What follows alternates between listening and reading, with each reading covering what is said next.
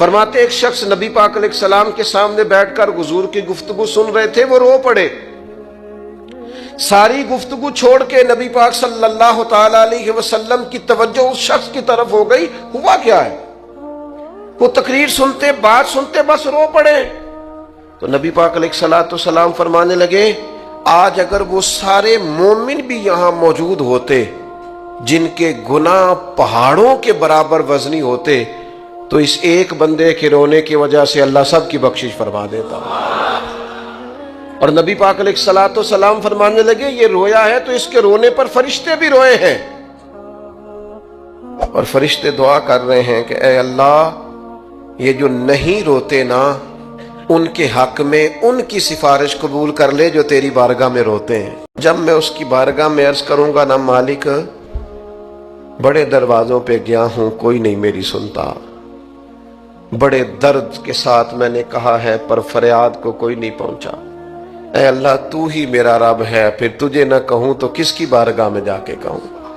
میں بیمار ہوں اور شفاؤں کے لیے ترس گیا ہوں، میں مقروض ہوں اور جان چھڑانے کے لیے ترس گیا ہوں، میں کمزور ہوں اور سعادت پانے کو ترس گیا ہوں، میں بے کیف ہوں اور سجدوں کی لذت کے لیے بے چین ہو گیا ہوں، میں بے کیف ہوں اور چاہتا ہوں میرا قرآن پاک کی تلاوت سے دل لگے، پر مالک جب توفیق تو دینے والا ہے تو پھر تجھ سے نہ کہوں تو میں کس سے جا کے کہوں؟ نبی پاک صلی اللہ تعالی علیہ وسلم نے فرمایا، دو آنکھیں دوزخ میں نہیں جائیں گی۔ یا رسول اللہ صلی اللہ علیہ وسلم، اتنا کرم؟ وہ دو آنکھیں کون سی ہیں؟ فرمایا، ایک وہ جو اللہ کی راہ میں رات جاگتی رہی، کسی سرحد پر پہرا دیا، کوئی ڈیوٹی کی، کوئی خدمت کی راہ خدا میں، جو آنکھیں بیدار رہی راہ خدا میں، دوزخ میں نہیں جائیں گی۔ اور دوسرا فرمایا، جو رب کی یاد میں رو پڑی، جس سے خشیت آئی، جو ڈر گیا، پر ڈرا اللہ کے لیے، آنسو فار سیل نہ ہو، کوئی اداکاری کا ماحول نہ بنائے، وہ اس طرح نہ ہو رو رو کے دعا، رکت انگیز دعا، اور فلاں کیا بات، فلاں کے بڑا رلایا اور فلاں میں بڑا درد تھا اور فلاں کے آنسو نکل آئے اور پیر صاحب قبلہ رو ہی پڑے۔ فار سیل نہ ہو چیزیں، اداکاری نہ ہو، اس کی طبیعت پر پورا اثر ہو۔ اور جب خشیت کے ساتھ وجود کانپتا ہے، وہ کسی نے کہا تھا کہ آنسو قربت کا سبب ہوتے ہیں،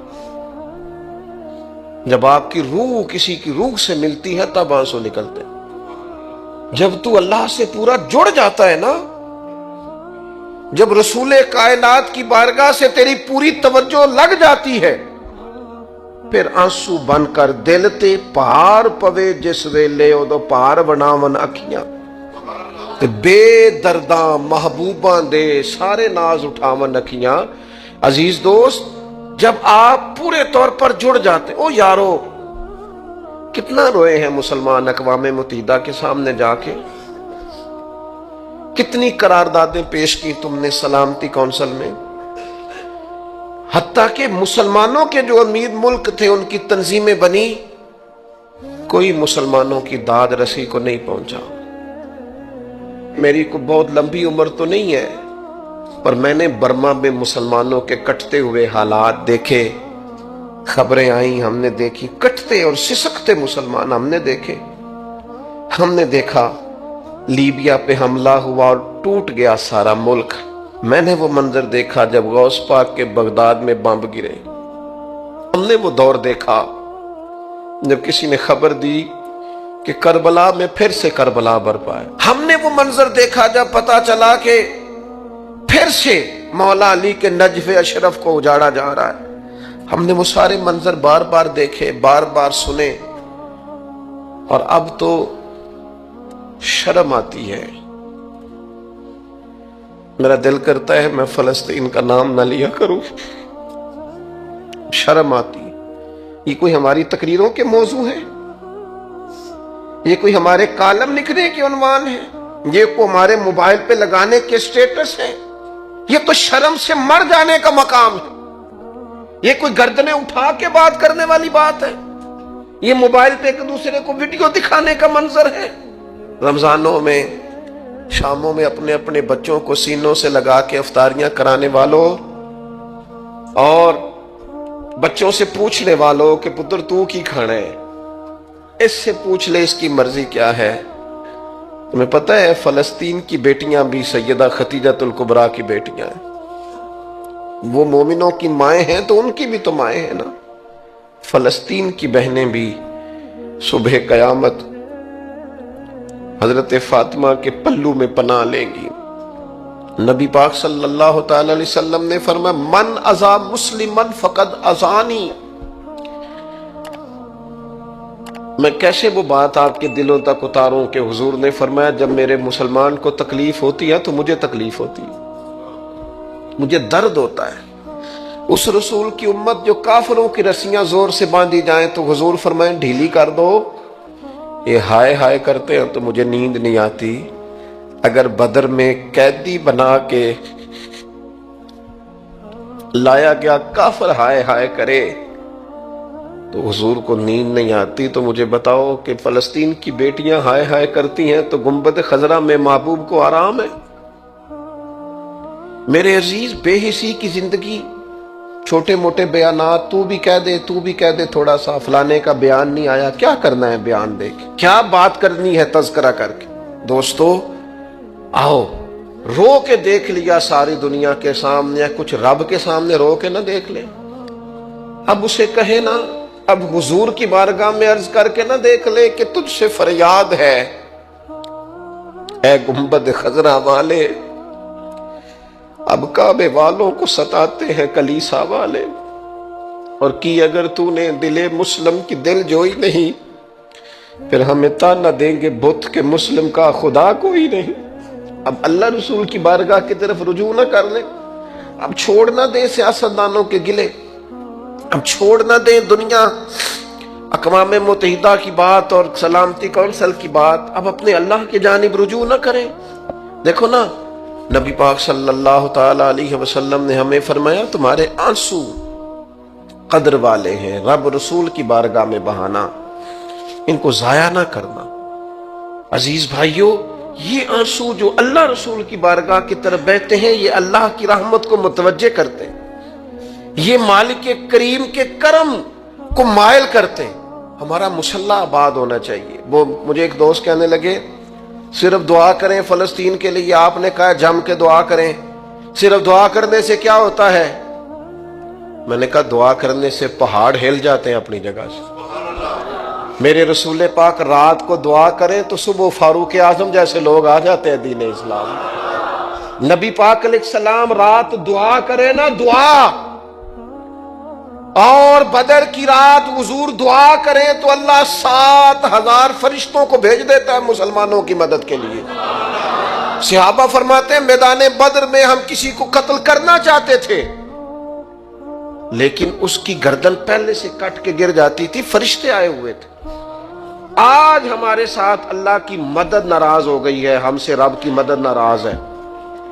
ہماری مجموعی غلطیاں، قومی کوتاہیاں، بددیانتیاں، رشوت خوریاں، ہمارے جھوٹ، ہماری بد اخلاقیاں، مجموعی طور پر سوسائٹی کی مادہ پرستی، اخلاقی رویوں کی گراوٹ، لوٹنا، اپنا حصہ وصول کرنا، جگہ جگہ پہ کمیشن مقرر کرنے، ہر شخص کا ذات کے لیے سوچنا، اللہ کی مدد پھر روٹ جایا کرتی ہے، ناراض ہو جایا کرتی ہے۔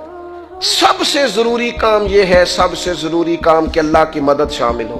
سب سے، ایک صحابی تھے، ایک جگہ انہیں شہید کیا جا رہا تھا تو کافر چاہتے تھے کہ ہم ان کی لاش کو معاذ اللہ ثم معاذ اللہ بے حرمتی کریں۔ انہوں نے عرض کی مالک تو میرا مددگار ہے، اس بیابان جنگل میں میری مدد کرنا۔ شہد کی مکھیاں آ گئیں، ان کے پورے وجود کو چھپا لیا، کوئی چیز قریب آئی نہیں، اور لوگ کہتے ہیں مکھی اٹھ کے بیٹھے تو زخمی کر دیتی ہے، لیکن وہ اٹھ کے گئیں تو وجود پہلے سے زیادہ تر و تازہ تھا۔ اللہ نے محفوظ کر لیا وجود ان لوگوں کا، اللہ نے حفاظت فرمائی، اللہ کی مدد شامل تھی، اللہ کی مدد۔ ایٹم بم تم نے بنا لیے، ہتھیار تم نے سجا لیے، دولتیں تم نے جمع کر لی، بڑے بڑے تم نے ادارے قائم کیے،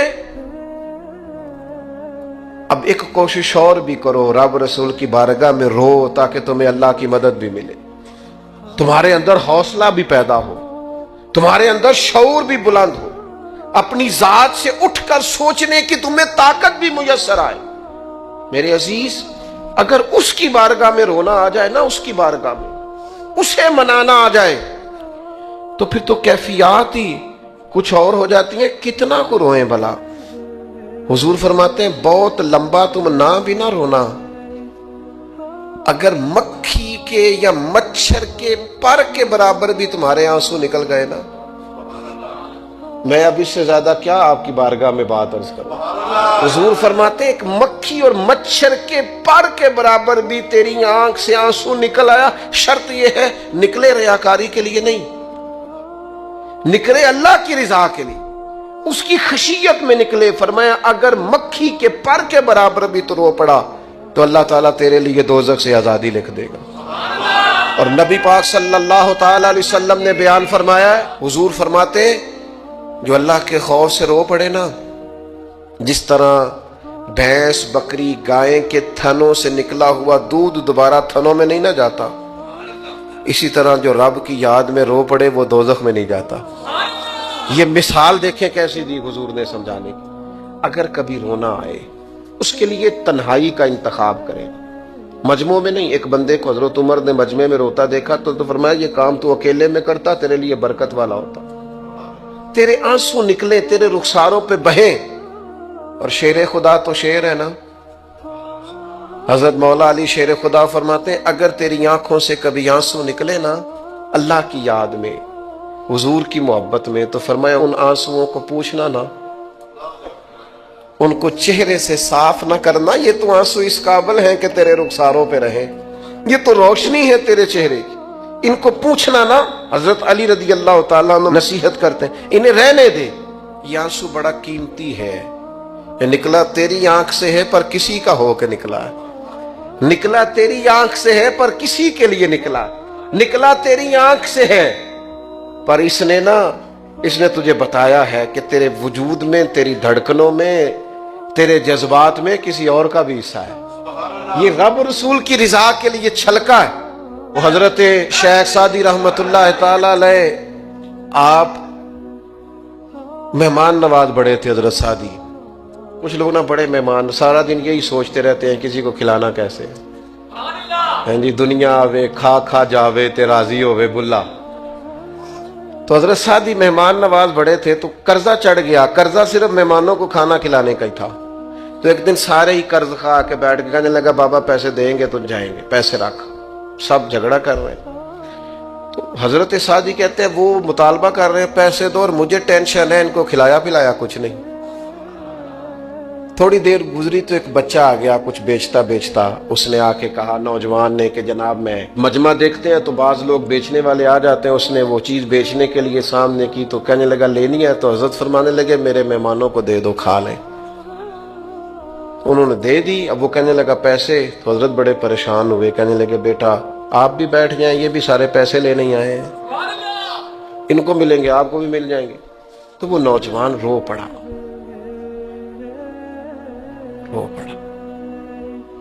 کہنے لگا حضرت صاحب میں تو یتیم ہوں، بہنیں اور ماں انتظار کر رہی ہیں. حضرت بڑے پریشان ہو، یہ کیا ہو گیا؟